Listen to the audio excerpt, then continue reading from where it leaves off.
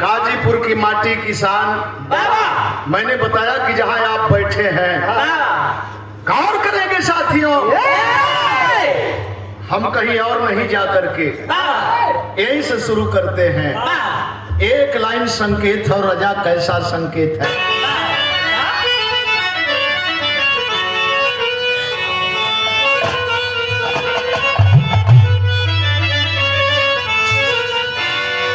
प्यार के मोड़ पर मिल गए हो अगर, प्यार के मोड़ पर मिल गए हो,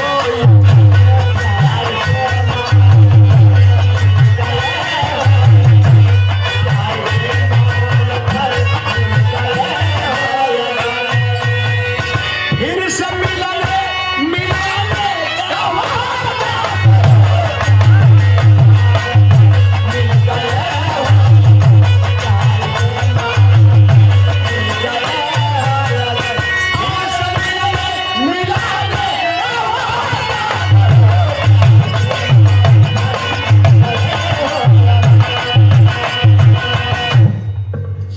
और हमारी को जिसने दावत, मौत को जिसने दावत दिया जंग में,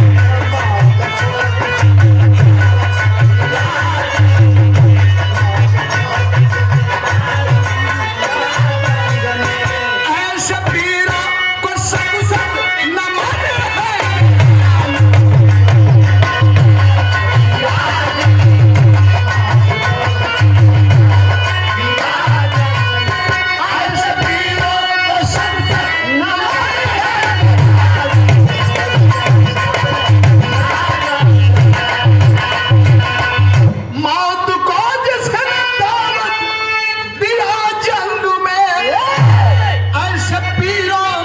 सत सत नमन है, आन पर जान की कोई कीमत नहीं,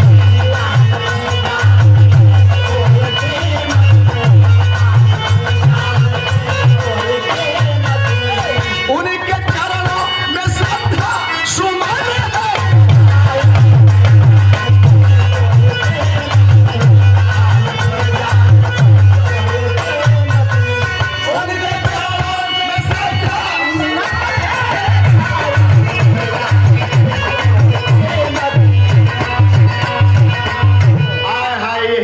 बिरहा की स्टोरी का शुरुआत जौहरी शहर लगल और शुरुए से उठाए थे।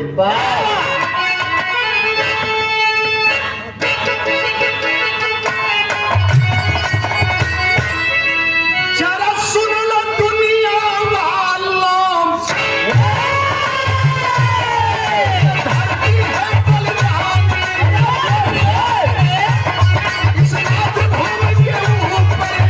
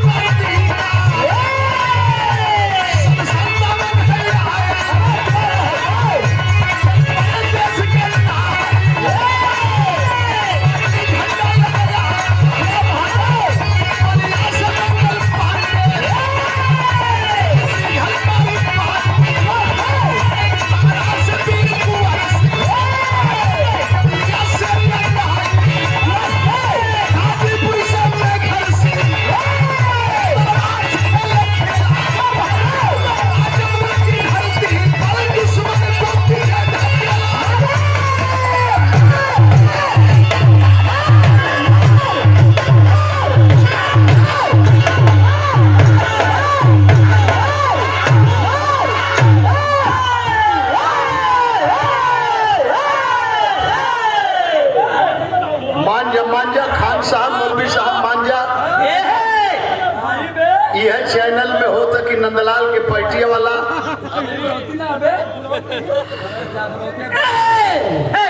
कहिया कहवे कि तुम बुढ़ौती देखे लगले। ये दोनों साले झुक नहीं सकते, लहा देलस न। हाँ सार अब मौका पाके अपने बहनों के साले बना दे। हाँ बड़ा रंगीन मिजाज। लेकिन इतिहासकारों ने इतना जरूर छिपा दिया कि मंगल पांडे को जगाने वाले, उनके जमीर को जगाने वाले थे कौन? मंगरा मोची माता दीन भंगी। मंगरा मोची बैरकपुर छावनी के बगल में जूता पालिश कर रहे थे। नजदीक में गए बाबू मंगल पांडे, आए है जूता दे दिए। बढ़िया, अच्छा, जा क्षमा करिए, प्यार से जा। जूता पालिश करके मंगरा मोची जब आगे बढ़ा, रउआ पौआ हैनी करी जुतवा पहना दे, तब बाबू मंगल पांडे कहला कि मंगरा तो जात का चमार है, मेरा पैर छुएगा मेरी शरीर अशुद्ध हो जाएगी। आया है मंगरा मोची हंसे लगल, बाबू हम तो चमार हैं, अशुद्ध हैं, शुद्ध हैं, लेकिन एक बात बताई, जौन बंदुकिया में गोलियां भरल जाले ओ मन गाय और सुअर का चर्बी लगावल बोले, और के दांत से खींच के तब भरला। आप हिंदू हुआ कि मुसलमान हुआ? कहला क्यों? संगीन पर आगी मंगा के संगीन रख ले, और संगीन पर जब गोली रख ले चिराइन बसाई, तो कहला कि मंगरा मेरे भाई मुझे माफ कर देना, मेरे जमीर को तूने जगा दिया। सरजेंट अफसर को गोली मारे, बंगाल से क्रांति बिहार में आई। 65 बरस की उम्र में बाबू वीर कुंवर सिंह गंगा में अपनी बाह काट करके फेंक दिए। इतना ही नहीं, झांसी में झलकारी बाई जिस दिन तलवार उठा करके जंग करने लगी, लक्ष्मीबाई को पीछे के दरवाजे से भगा करके उस दिन 14,000 अंग्रेजों का कत्ले आम किया गया। नाना साहब तात्या टोपे अपने अपने जगह पर, लेकिन जब भरौली पार करके गाजीपुर की धरती पर क्रांति आई, तो गहमर के रहने वाले बाबू मेघर सिंह, यही गाजीपुर गहमर के रहने वाले मेघर सिंह तलवार लेकर के जवानों को लेकर के निकल पड़े। गाजीपुर में अंग्रेजों की हुकूमत को तो ठंडा किया गया। आजमगढ़ पहुंचे, आजमगढ़ चौराहे पर 3 दिन तक जंग हुआ और बहुत से अंग्रेजों का खात्मा हुआ। वहां से अंग्रेजों की हुकूमत कुछ ठंडा पड़ी, तो बाबू मेघर सिंह सोचे लगल कि तनि सा जौनपुर का चर्चा सुनत है, जौनपुर देख ले, तर्ज लगल, संकेत लगल।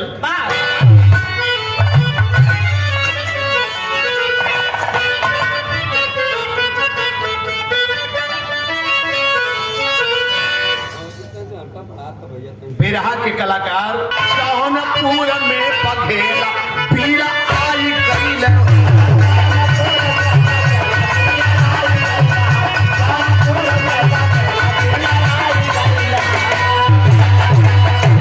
क्रांति का ठिकाना कहते सब मरदाना, अब भेटाई गई शंभु भगवान में भेटाई गई।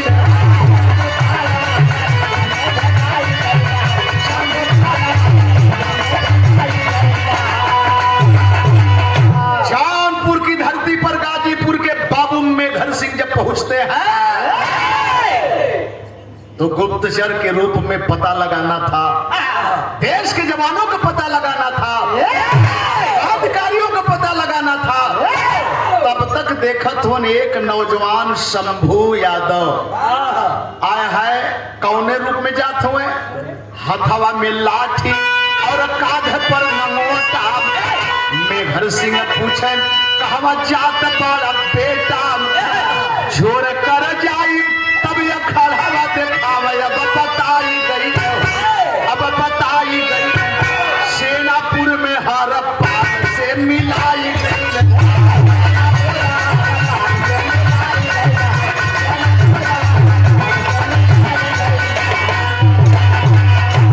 भैया हमार कमला बिंद ये 100 रुपया पुरस्कार से बड़ा हार, और सच्चाई है जिस दिन हम सम्मान देना जान जाएंगे, उस दिन सम्मान पाने का हकदार भी हो जाएंगे।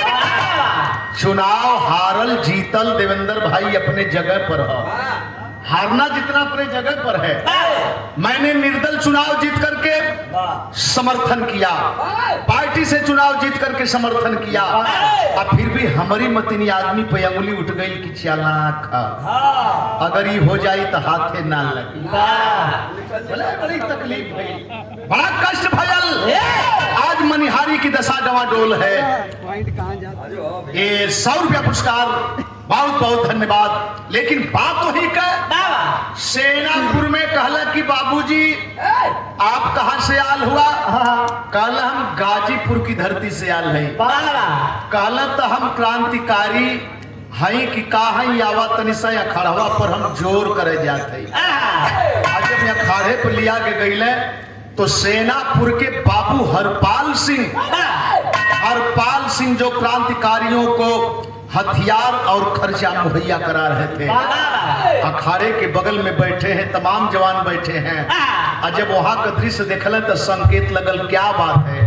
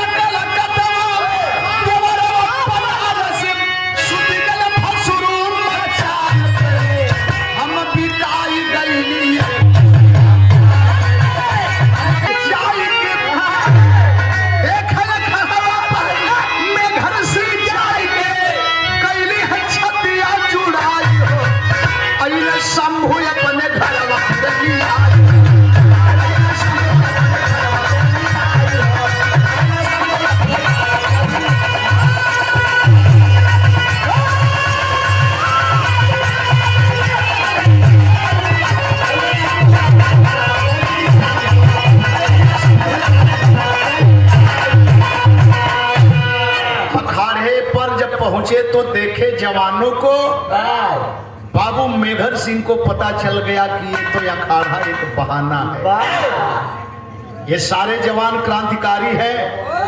कल जान गईला चचा ते अब घरे चला। और जब घरे लिया के शंभू पहलवान गईले तो घरवा पहले से बैठल हुआ के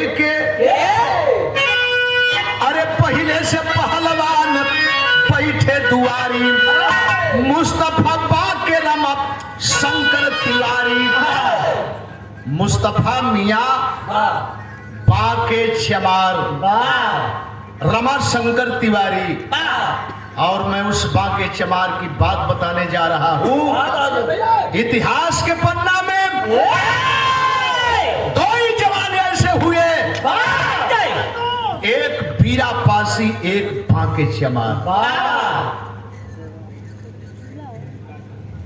ओम प्रकाश यही का जरूरत बलाज पर बचावा, दुश्मन से छीनल बाल लड़ाई।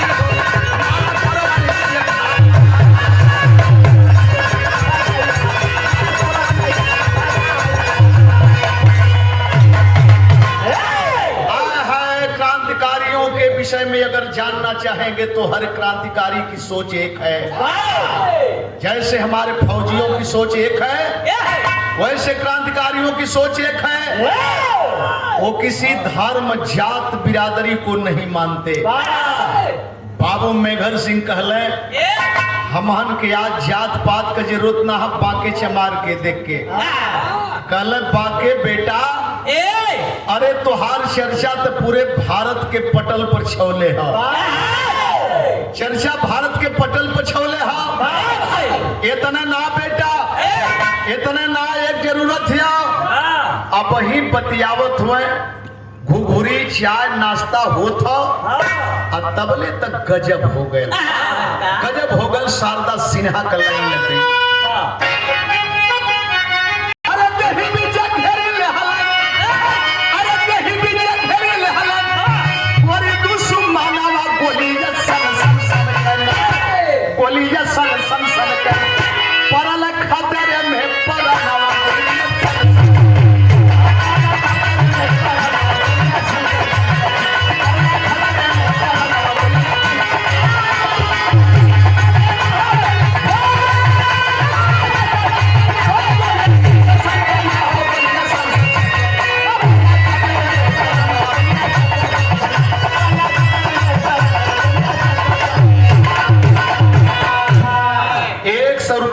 नमस्कार ओम नहीं बीचा घेर ले कोरी दुश्मन मानवा गोलिया सब परला खतर परला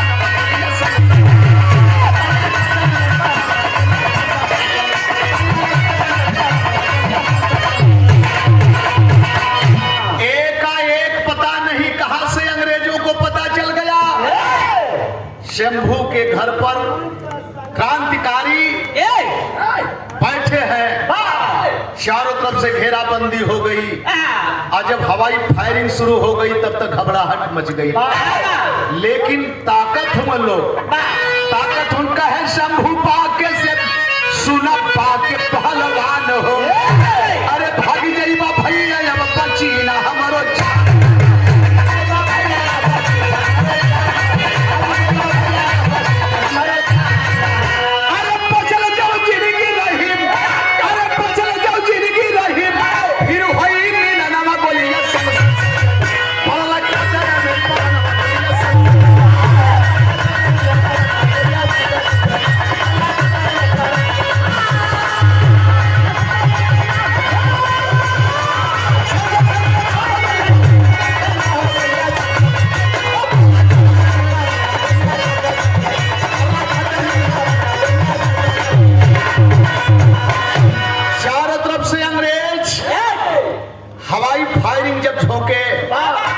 तो शंभू यादव देखें पीडीओ उजैन कितना बढ़िया काम करते पीडीए उजैन कितना बढ़िया काम करते। शंभू यादव कहले मुस्तफा भैया बाके भैया तोहर लोन का बचल जरूरी है।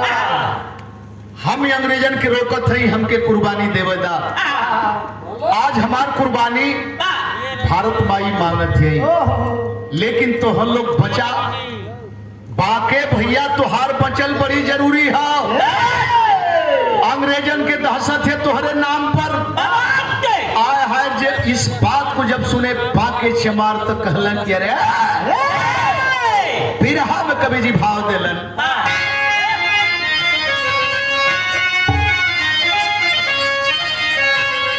हरे करी आई सब दिन तोहर के देशवा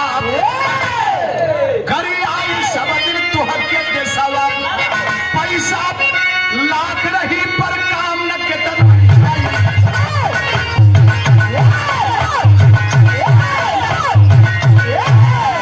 जयचंद विभीषण राजा थे पर नाम कोई ना लेता है। ईमान से बढ़ना पैसा है मिटती ना सच्ची रेखा है। गद्दारी किया जिसने शंभू गद्दारी किया जिसने शंभू वह जन्म जन्म पछताएगा। मरने पर दो जग जाएगा जिंदा न शरण कहीं पाएगा। हो गए तितर बितर नाहर हो गए तितर बितर नाहर चल पड़ी धूम की आधी है। चल पड़ा पीर पाका चमार बन गया शेर व बागी है। कैले हुई कहीं जगह ना पाई शंभू कहीं जगह ना पाई।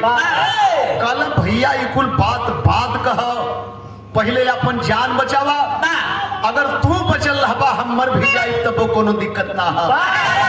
बाके चमार मजबूरी में मुस्तफा मियां राधेपुर में बेचू पासी वहां से फरार भइले लेकिन दूगो साथी आज के दिन मारल गए।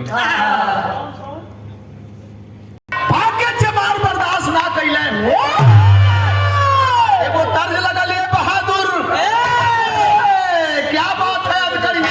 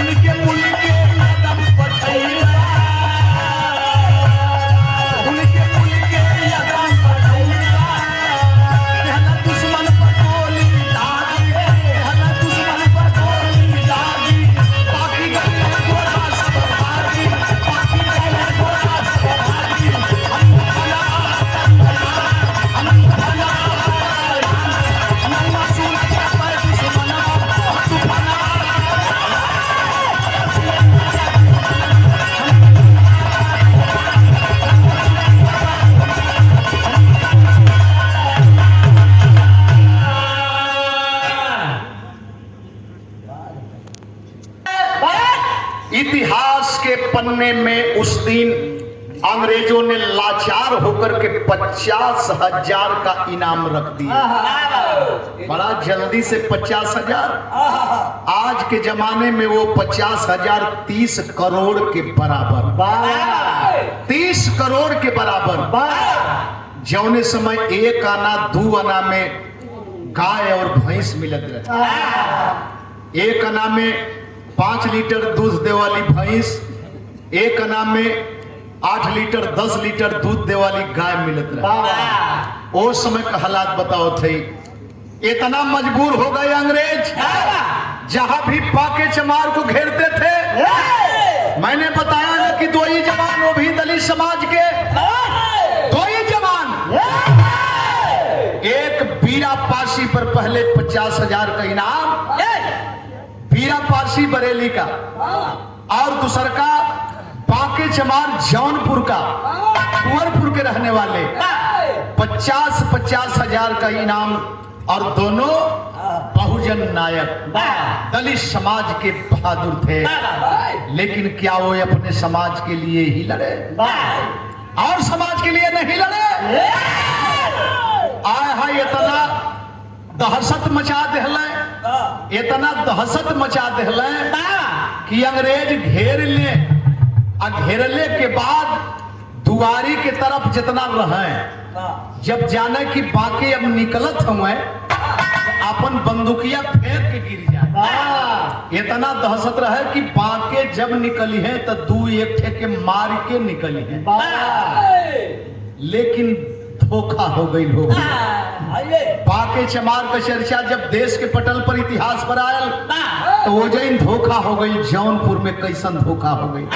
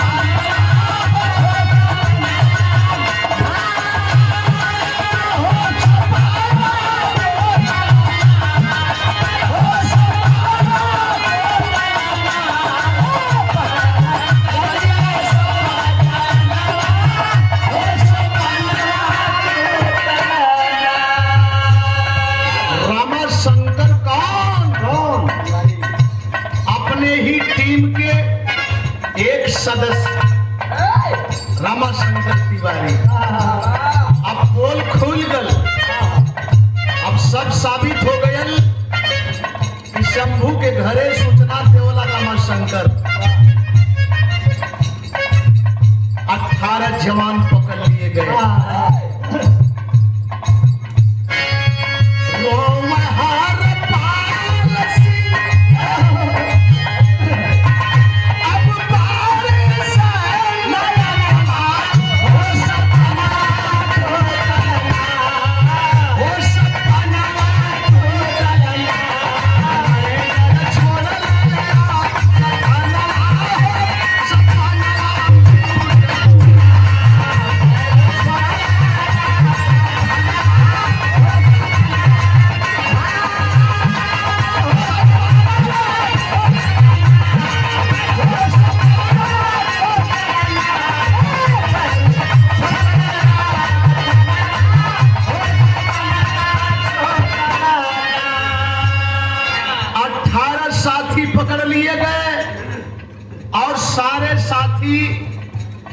गरीब समाज के ही थे।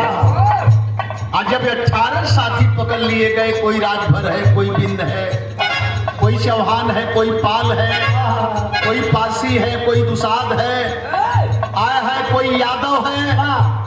मेरे बाबूजी मुकदमा चली। आप मुकदमे के दौरान बस एक सजा, 18 साथियों के साथ बाके चमार को फांसी, एक साथ फांसी होगी। और जब ये बात बाबू मैगर सिंह सुन ले तो रोवे लगल, सोचत हुन जौनपुर की माटी पर का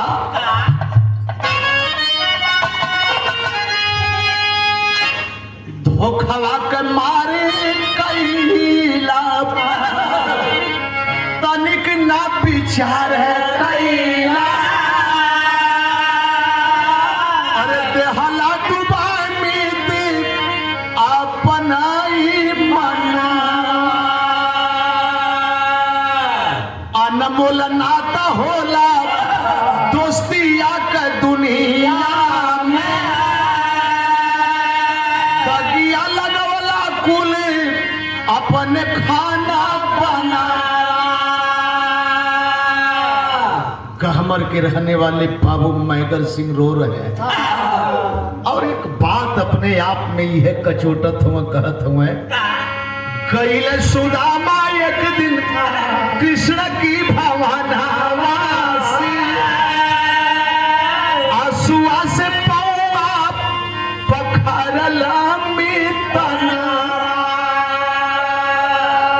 कर्ण दुर्योधन के अमर बमितैया, अरे दोस्ती ऊपर दे दिहल कर्ण वीर जना। दोस्ती कमल अभिमन्यु की दोस्ती, कर्ण और दुर्योधन की दोस्ती, और बिरहा में बेचन राजभर मूलचंद चमार की दोस्ती। वादा निभाते हुए दम टूटी, खाली इतना जलने कि बेचन राजभर ना हुए। लड़का सामने पड़ल कल की करे भैया कैसन कपड़ा छिलोले हुए रे, रोवे लगल। जब रोवे लगल तो कने कर मतलब कि भैया ना हो तो हम रह के का कर, आय हाय दम टूट गई, सांस टूट गई मेरे दोस्त। लेकिन जब तिथि मुकर्रर हो गई, फांसी की सजा मुकर्रर हो गई, जेल के अंदर बाके चमार एक ठे बात कहला का,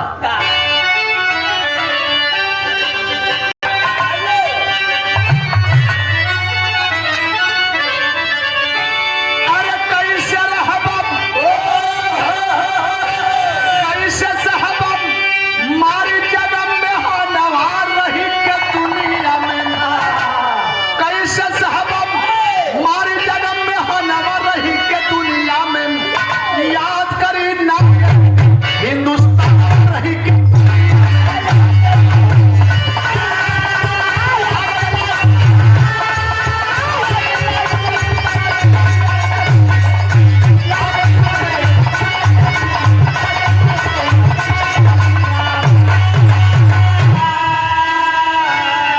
अरे तिवारी जी, शंभू यादव राधे कुर्मी फांसी चढ़ी है बाके चमार हम, शंभू यादव राधे कुर्मी फांसी चढ़ी है बाके चमार हम।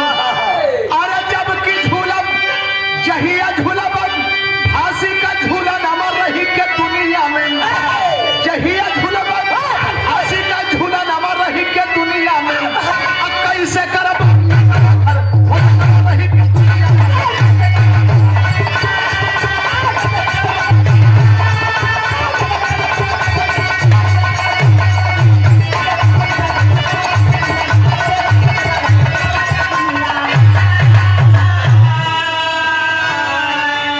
संत गुरु रविदास समिति जमलापुर से मेरी भी उम्र लेके जिए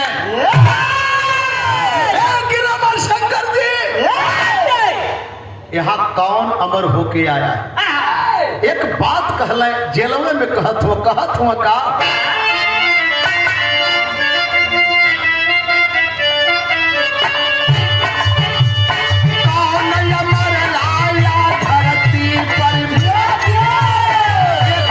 छोड़ चली संसार,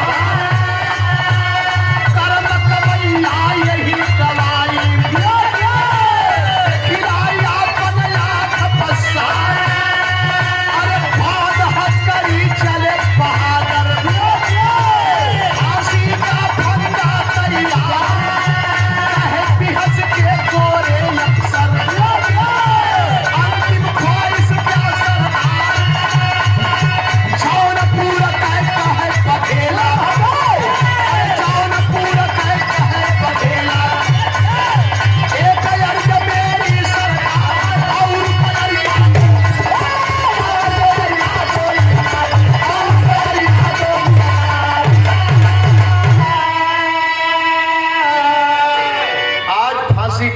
है। 18 जवान आज फांसी के फंदे पर चढ़ेंगे। एक सेकेंड इधर नहीं, एक सेकेंड उधर नहीं।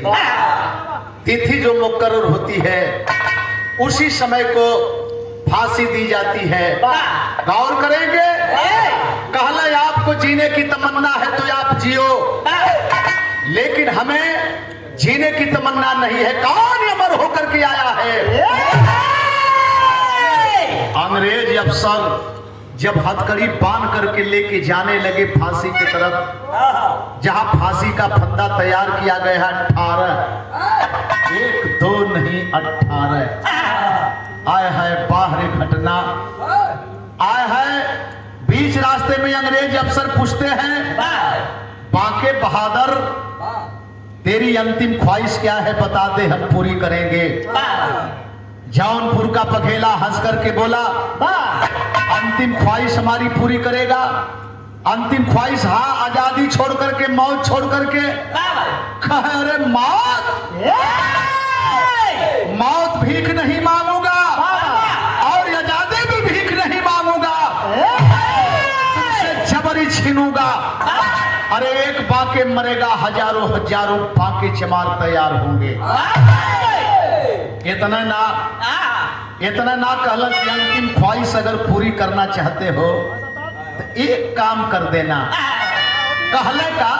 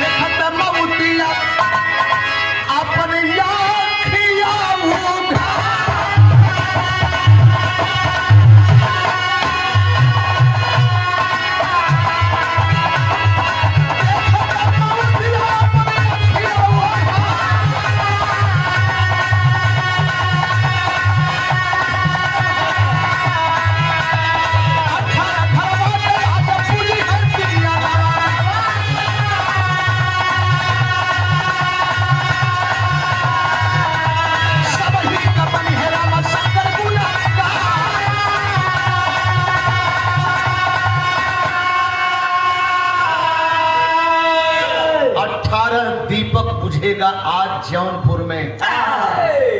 एक साथ में 18 दीपक बुझेगा।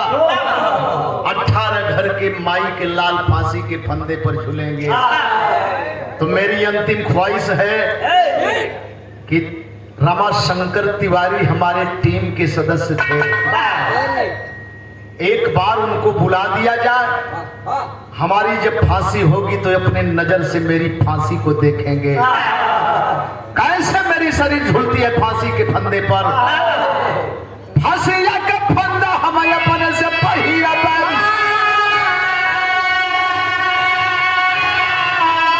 अरे फांसी का फंदा हमें अपने से पहिया पैर।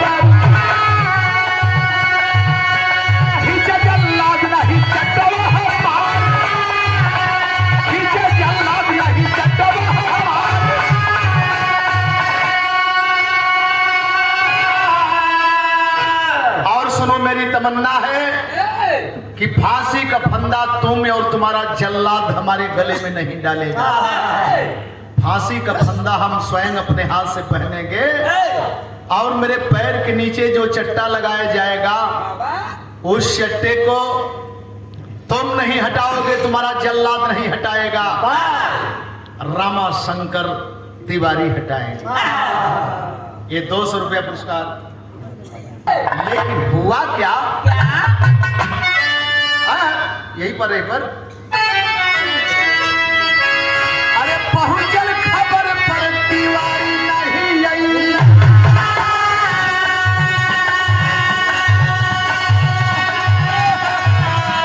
फांसी वाला समाचार लागल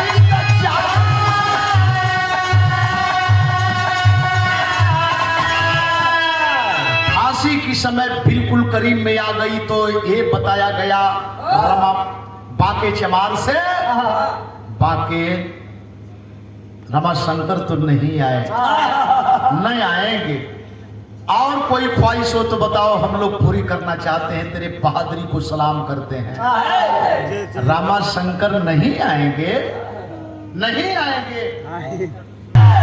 लेकिन और कोई ख्वाहिश हो तो बताओ, कहीं इनकलाब जिंदाबाद बोले सब पीरावा।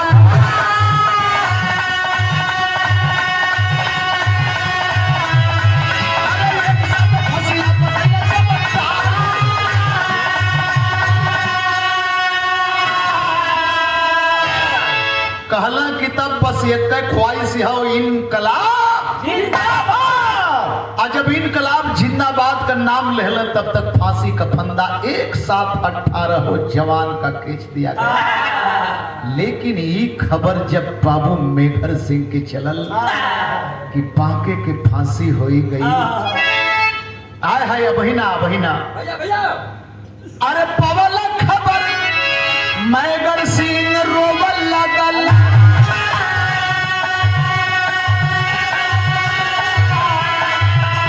जौनपुर से भाग गए नेपाल के मझार।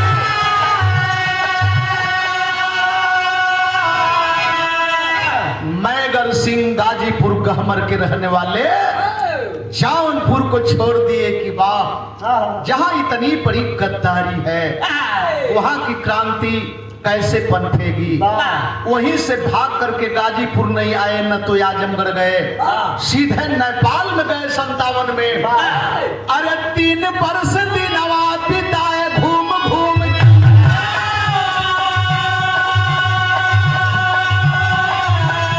3 वर्ष दिनवा बिताए घूम घूम के। अन्य साल 60 में फिर गाजीपुर के पार। अन्य साल 60 में फिर गाजीपुर के पार।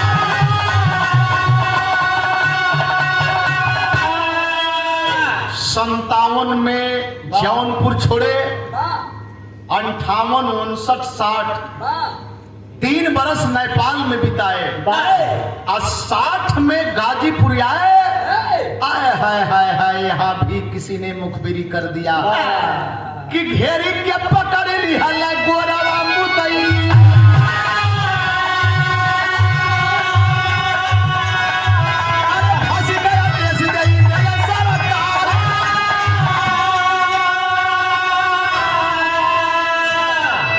मेघर सिंह को पकड़ लिया गया और पकड़ाने के बाद मुकदमा चली। मुकदमे के दौरान सजा फांसी की सुनाई गई।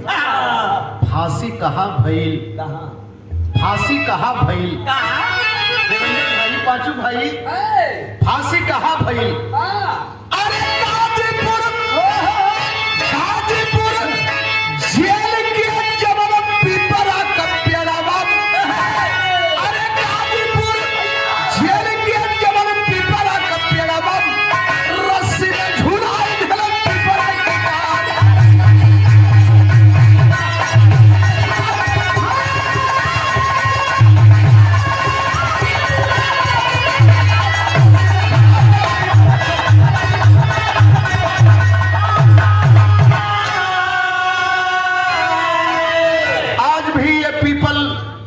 गवाही देता है। जो जेल गेट के अंदर पीपल का पेड़ है, बहुत पुराना पेड़ है मेरे दोस्त। सन 60 में बाबू मेघर सिंह को रस्सी में बांध करके इसी पीपल के पेड़ में लटका दिया गया। छटपटा करके बाबू मेघर सिंह दम तोड़ दिए। गाजीपुर की हालात है ये, गाजीपुर की हालात है। लेकिन बाबू मेघर सिंह के मरने के बाद आया है, अब ये धन धरती एक बार बिलक पड़ती है। क्या बात है?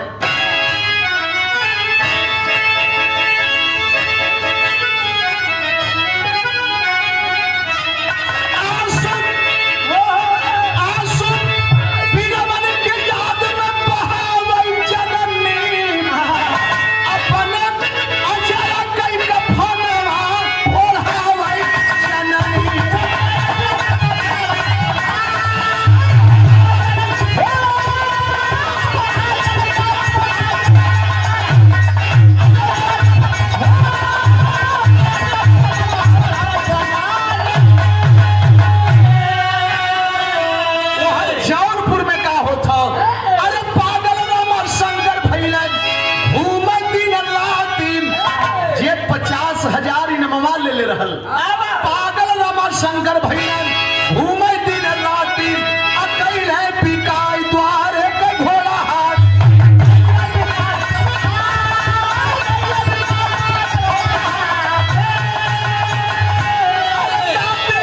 पपवा के घर में बंधवा जननी अपने जरा कई कफनवा जननी। एक लाइन बड़ी अनमोल माननीय हमारे राम निवास यादव कवि जी ने लिखा कि जब जब आजादी इतिहास लिखल जाए अरे जौनपुर के भाग्य के न कीर्ति भूला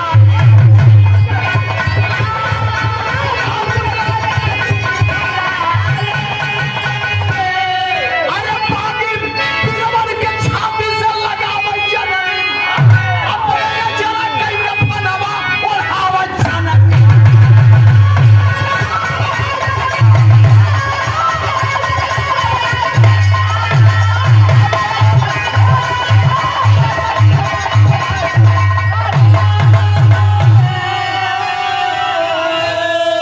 ये रहा भारत का मानचित्र हो गई और इस चीज को भी लिखने वाले इतिहासकार छुपा करके रख दिया।